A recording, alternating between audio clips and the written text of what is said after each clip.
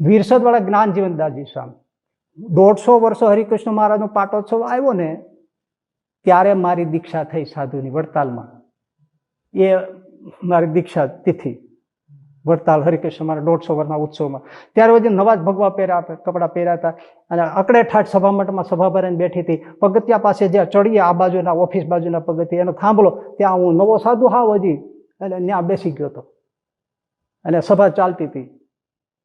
એ વખતે મારી બાજુમાંથી ખુરશીમાં બેસાડીને વિરસદવાળા જ્ઞાનજીવનદાસજી સ્વામીને વૃદ્ધ ઉંમરે આ ઉત્સવમાં લાવવામાં આવ્યા હતા.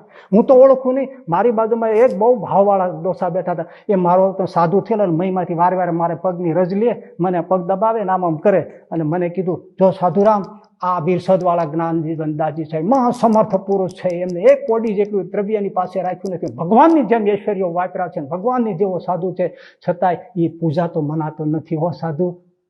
આ જાણવા જેવું. મને ડોહાઈ વાત કરી અત્યાદી અને મારી બાજુમાં થયા ત્યારે મેં એના દર્શન કર્યા છે નામસા વિરસદવાળાના.